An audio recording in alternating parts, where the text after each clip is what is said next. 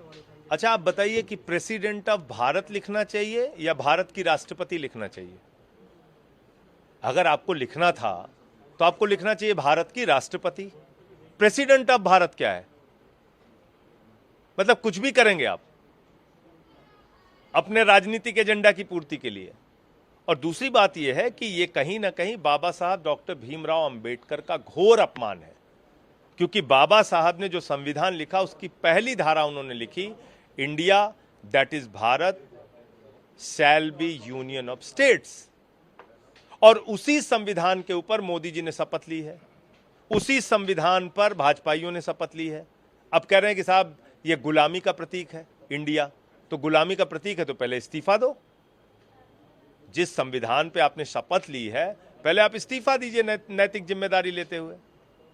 तो ये अपमान बाबा साहब का इस देश के करोड़ों लोग कतई बर्दाश्त नहीं करेंगे, और ऐसी कोई कोशिश आरएसएस, बीजेपी और मोदी जी को नहीं करनी चाहिए, जिससे कि देश में फिर से एक बार बड़ा आंदोलन खड़ा हो और जवाब देना सरकार को मुश्किल हो जाए। केंद्रीय मंत्री राजीव चंद्रशेखर, उनका बयान है, उन्होंने कहा कि इन लोगों को हर चीज से प्रॉब्लम है, हम लोग भारतवासी हैं और गर्व से कहना चाहिए भारत, उसमें क्या दिक्कत है? तो कौन कह रहा है, कौन नहीं कह रहा है भारतवासी हैं? किसने कहा कि हम इंग्लैंड वासी हैं? ये भाजपाइयों को लग रहा है कि वो इंग्लैंड वासी हैं। भाजपाइयों को लग रहा होगा, हम तो भारतवासी हैं। हमने तो अपने इंडिया गठबंधन की टैगलाइन में लिखा है, जुड़ेगा भारत जीतेगा इंडिया। तो किसने कह दिया कि भारतवासी नहीं है?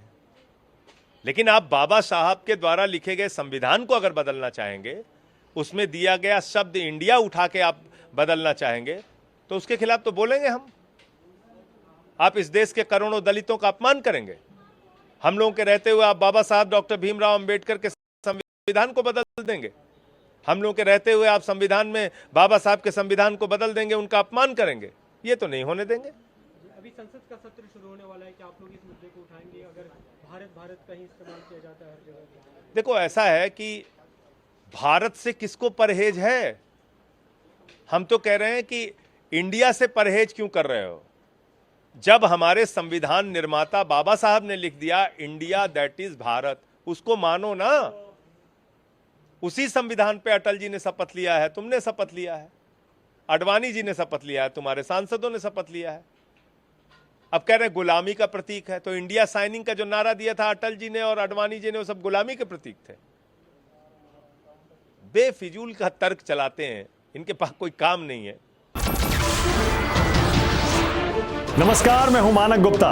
अगर आपको हमारा ये वीडियो पसंद आया हो तो इसे लाइक और शेयर जरूर करें, और हां, हमें सब्सक्राइब और फॉलो करना ना भूलें, ताकि आप देश और दुनिया की कोई खबर मिस ना करें। तो जुड़े रहिए हमारे साथ और देखते रहिए News 24।